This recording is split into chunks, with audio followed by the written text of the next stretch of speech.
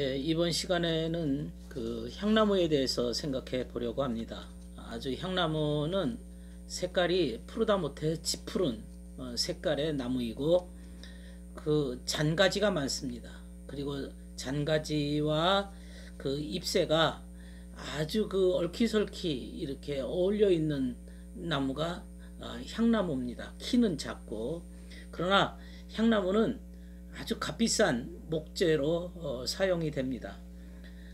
향나무가 이제 처음 우리나라에 들어올 때는 그 삼국유사에 그 중국의 양나라를 통해서 양나라 사신이 향을 가지고 왔는데 무코자라는 사람이 말하기를 이것은 향이라는 것입니다. 태우면 강한 향이 나는데 신성한 곳까지 미칩니다. 원하는 바를 빌면 반드시 영험이 있을 것입니다. 라는 구절이 있습니다. 오래전부터 우리나라에서도 향나무를 이렇게 자주 사용했던 것 같습니다. 고대인들은 어떤 신전을 지을 때는 그 향내나는 목재를 사용했습니다. 향내나는 목재. 그래서 그 향나무는 이렇게 향내가 나고 잔가지가 이렇게 얽히설키 있는 모습을 보면서 인간의 그 겉과 속이 이렇게 하나가 되는 작업, 속마음과 겉마음이 하나 되는 것을 의미하기도 하는 겁니다. 일치하는 것. 이 겉마음은 우리의 그 사상과 어떤 지식을 생각을 의미하는 데 비해서 속마음은 근본적인 의도를 말합니다. 양심과 같이 근본적인 본질적인 의도와 선한 상태를 속마음이라 그러고 겉마음은 우리가 일상 속에서 필요한 기억이나 상상력이나 뭐 이런 것들은 겉마음이라고 말합니다. 이 두 가지가 일치된다는 것은 굉장히 내 영혼이 천국에 이르는데 중요한 겁니다. 속마음으로부터 겉마음에 마치 물이 위에서 내려오듯이 흘러서 겉마음을 적셔야, 예를 들면 우리 양심에 의거하는 사상, 양심에 의한 상상력, 양심에 의한 우리의 삶이 받쳐질 때 일치가 된다고 말할 수가 있습니다. 그 일치가 된다는 것은 우리가 거룩하게 되는데 가장 중요한 발판입니다. 요한계시록에 보면 바벨론 상인들이 사고 파는 물건 중에 향나무와 상아 그릇이 같이 나옵니다. 같이 등장합니다. 왜 같이 등장할까요? 성경에 향나무와 상아 그릇. 상아는 코끼리 이빨입니다. 코끼리 이빨로서 어떤 코끼리가 음식물을 먹을 때 그것을 잘게 부수는 겁니다. 이빨이라고 하는 것은 잘게 부수는 거죠. 그것을 부숴서 돌멩이 같은 것은 골라내고 그 음식물들 잘게 부수는 겁니다. 그러니까 입으로 들어가는 음식물의 그 문지기 역할과 같은 역할이 이빨입니다. 이빨이 잘게 부서워서 삼킬 것은 삼키게 만들고 버릴 것은 내뱉어버리는 겁니다. 이렇게 음식물을 검토하는 작업, 검토하는 기능이 이빨입니다. 이빨. 그러니까 상아라고 하는 것은 그 음식물을, 입으로 들어가는 음식물을 잘게 부수는 그러한 기능을 하는 겁니다. 향나무는 이렇게 향을 이렇게 품어내는 겁니다. 그래서 사람들에게 즐거움과 평안함과 위로를 주고, 또 향은 위로 올려서 하나님께 나의 믿음의 고백을 드리는 것을 의미합니다.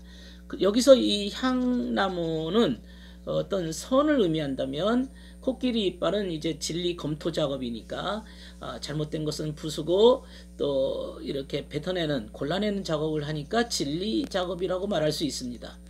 그러니까 선과 진리의 작업을 얘기할 때에 그 요한계시록의 18장 12절에 향나무와 상아 그릇이 요한계시록에 같이 나왔다, 이렇게 말할 수 있습니다. 이렇게 이제 우리가 향나무는 현실 속에서 진리, 그러니까 어떤 깨달음, 진리에 대한 깨달음을 얻을 경우에 그 진리에 대한 깨달음이라고 하는 것은 원리를 이해하는 겁니다. 이 땅에서 인간들이 어떻게 살아야 될 길을 찾는 겁니다. 길. 내가 걸어가야 될 길을 찾는 것이 진리 작업입니다. 그 진리를 이해한 만큼, 진리를 깨달은 만큼 그 사람은 올바른 길을 걸어갈 수가 있습니다. 길 아닌 길로 걸어갔다가는 거기서 어떤 뱀과 같은 독충을 만날 수도 있습니다. 우리가 길을 간다고 하는 것은 원리를 아는 것이고 그것은 진리에 대한 깨달음을 얻는 것입니다. 그 원리 속에서 심오한 지식으로 발전해 나가는 겁니다. 그렇게 진리에 대한 깨달음을 얻으려면 그러면 어떻게 할 것이냐? 그것은 높은 원리에 순종하는 자세를 가져야 됩니다. 그 높은 원리가 뭘까? 그 진리를 내가 알기를 원할 뿐 아니라 그것을 순종하고자 하는 자세가 있어야 됩니다. 그럴 때 더 높은 진리를 깨닫게 되어지는 겁니다. 한 단계, 두 단계 발전하는 겁니다. 그러나 깨닫지 못하는 마음은 어떤 마음일까요? 씨를 뿌리는데 길바닥에 씨가 떨어졌습니다. 그랬더니 새들이 와서 쪼아 먹었다. 주님께서 비유로 하신 말씀입니다. 길바닥과 같은 마음 속에 진리가 뿌려졌지만 그것은 깨닫지 못하는 마음이라 마태복음 13장 4절에 말씀했습니다. 깨닫지 못하는 마음은 길바닥에 떨어진 씨와 같습니다. 그럼 새들이 와서 쪼아 먹었다. 그럼 새가 뭘까요? 우리 마음속에 진리가 들어온다 할지라도 누군가 가르쳐 주기도 하고 내가 진리에 대한 깨달음을 얻었다 할지라도 새들이 와서 쪼아 먹는다는 것은 그것은 새라고 하는 것은 갖가지 조잡스러운 사상, 생각 이런 것들입니다. 조잡스러운 쓰레기 같은 생각들이 막 들어오기 시작하면 그 새들이 와서 내가 올바른 깨달음과 진리를 다 소멸시켜버립니다. 다 없애버립니다. 그것이 새들이 와서 쪼아먹는 것과 같다는 것입니다.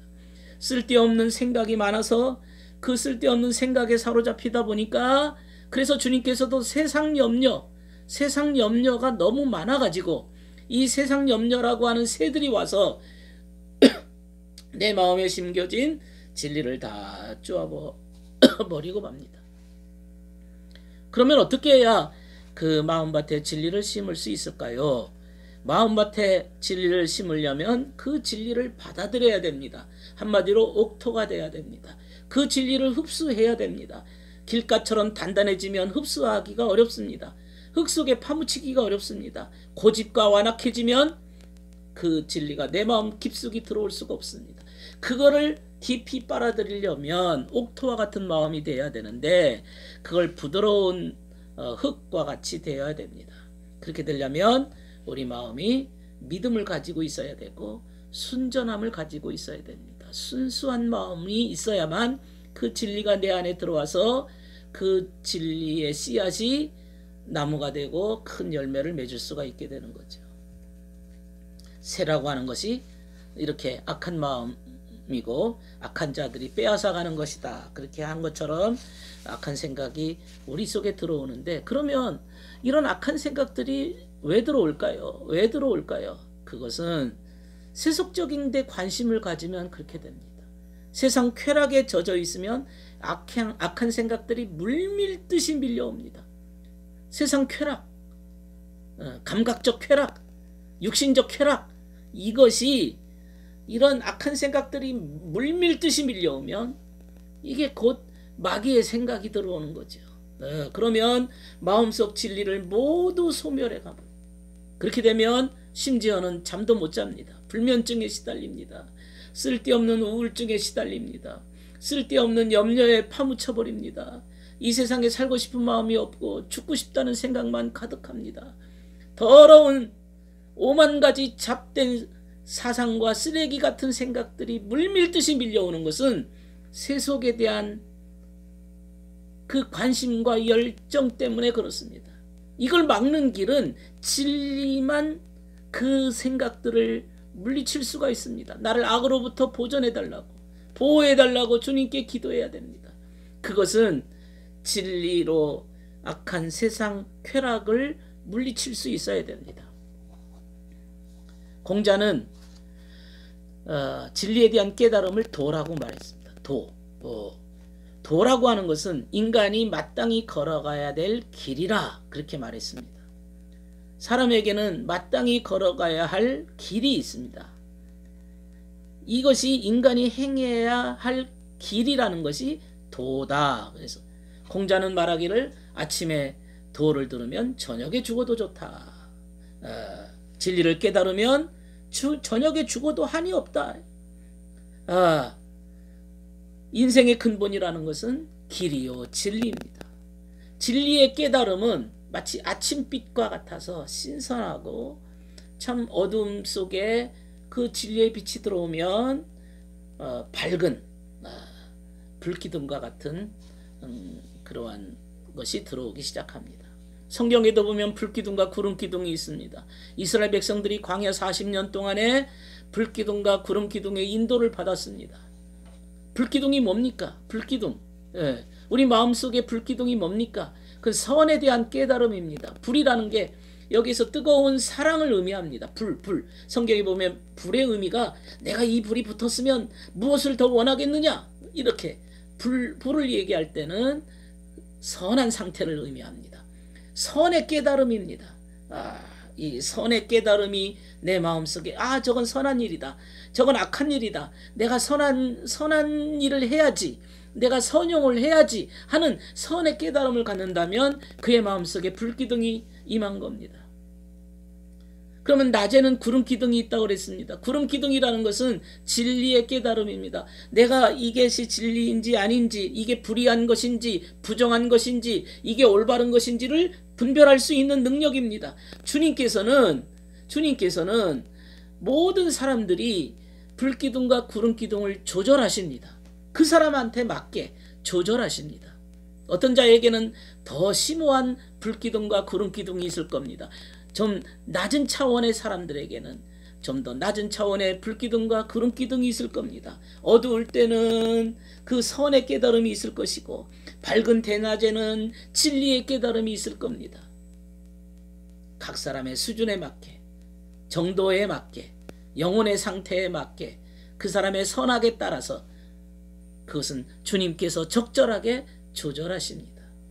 주님께서 이렇게 인간에게 깨달음을 원하시고 인간에게 깨달음을 주시는 이유는 도대체 왜 그런 것을 주님께서 우리에게 주실까요? 또 성경에 기록하셔서 그런 깨달음을 얻기를 원하실까요? 왜 주님께서 인간으로 하여금 마음대로 살게 놔두지 아니하시고 자연 만물을 통해서 또 성경 말씀을 통해서 그런 깨달음을 얻기를 원하실까요?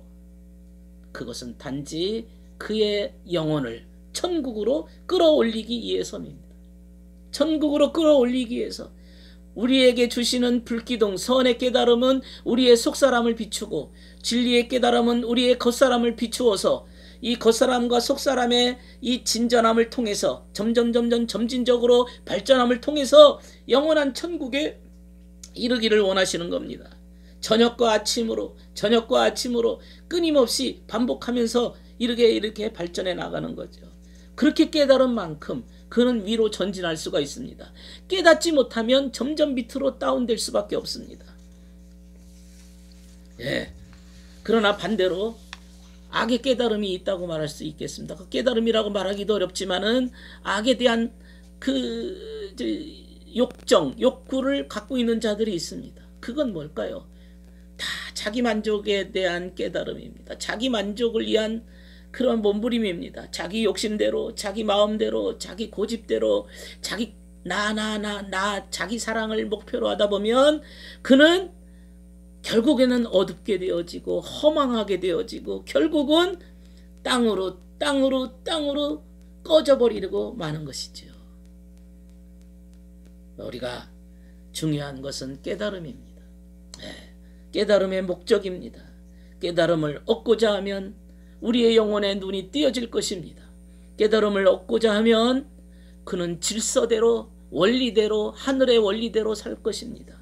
깨달음을 얻기를 원한다면 그는 끊임없이 선용하기를 원하고 끊임없이 진리를 열망하고 진리를 찾고자 할 것입니다.